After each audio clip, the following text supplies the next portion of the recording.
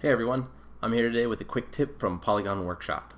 So when modeling stuff, a lot of times you'll want to subdivide your geometry. Well, one of the quickest tools to do that is the edge cut tool. So to access the edge cut tool, I'm going to go ahead and go into edge mode and do a ring selection to select these four edges around my cube. And to get access to the edge cut tool, we're going to go to the mesh dropdown, create tools, and then you'll see edge cut right here. You'll also notice that I have the shortcut or hotkeys turned on. So the hotkey for this is M and then F. And just to show you what that looks like, if you push M on the keyboard and don't move the mouse, you'll see that then you get the context M key hotcut menu. And you can see F is for edge cut, and if I push F, it turns it on. So there's my edge cut tool. Now, what's really cool about this is that not only does it let you subdivide through the edges you have selected, through the center of the edges you have selected, but you can do multiple cuts or multiple subdivisions, and then you can also slide where they're positioned, as well as separate them, make them closer or further apart, all within the same tool, within the same action. So what I mean by that is if I click once, you can see it adds some points to my edges. Now it's kind of hard to see, and I'll explain why in just a minute.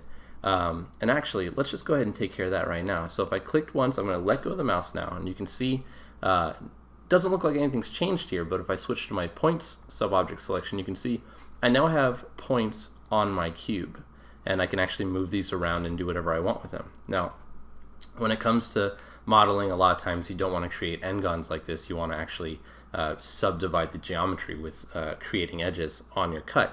So the reason why this happened, I'm going to go ahead and undo this and go back to my edges, turn on edge cut tool one more time. I used MF to turn it on.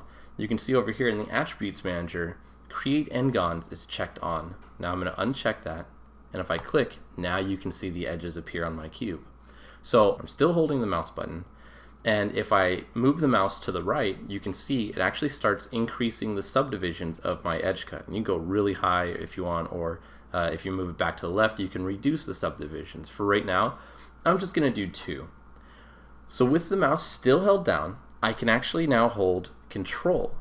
And if I hold Control and move my mouse, now instead of increasing subdivisions, you can see in the attribute manager, it's changing the offset percentage. So I'm actually sliding my cut across the edges I have selected. Now, let's say I wanted to put them over on this side of the cube, but I wanted my subdivisions to be closer together. Well, still holding the mouse button, I can now hit Shift or hold Shift, and if I move the mouse to left or right, you can see it's actually spreading apart or bringing together my edges. So that's a really useful element that the tool has. And you can see in the attribute manager, Shift is actually adjusting the scale percentage. So I'm going to scale them together, and then I'm going to go back to Control and slide them over again. And now if I release the left mouse button, I have subdivided my cube. So just to illustrate a little bit of the power of this tool, I'm going to go ahead and do a few more edge cuts. We're going to go ahead and do this one, and we're going to do one over here. Do a single one, slide it over here. And I'm going to grab this polygon, extrude it. Now, I've got this shape here, and I want to show you where edge cutting is really powerful. So I'm going to go ahead and do a ring selection around this, and I'm going to edge cut again, and you can see that just with how this tool works, it can detect where the center point of your edge that you have selected is, and then it's going to cut through there, which is just really strong. It's really powerful. And to show you some of the other ways that it works, if I grab this top polygon and scale it in and then shift it over, so now this top polygon is a different size than the polygons on the sides here, and I'm going to show you how edge cut is going to handle this. Now, what it's going to do, it still has my selection from earlier. What it's going to do is it's going to try to find the center of your edges, and then it's going to cut through there. And since this edge is smaller than this edge, when it cuts, it's going to cut from here at an angle up to this point, and then it's going to go straight across, and then it's going to angle down on the other side. So let's go ahead and do that, and you can see if I rotate, it went ahead and did an average through there, which is, like I was saying earlier, very powerful. Now, something else that's really cool about the edge cut tool, let's go ahead and weld this away. Let's say you were working or I stitch and sewed that away. Let's say you were working and you had this kind of tri-quad system going over here, and you wanted it to have a straight cut down to get rid of this edge, this angled edge here. To do that, you can actually cheat a little bit. Let me see here how I want to select this.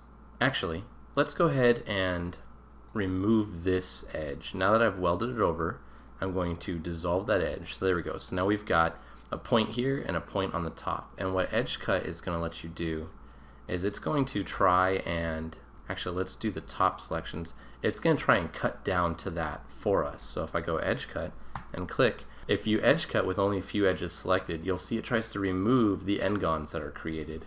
And so that's another really powerful use for the edge cut tool. And if we didn't want to cut up here, I could simply stitch and sew these 2 points away, and now I have a very clean edge right up to the top, and I have a quad and a try. So edge cut is very strong, and there's so many ways you can utilize it. I hope this quick tip helps you in the future, and I hope to chat with you in the workshop soon. Thank you.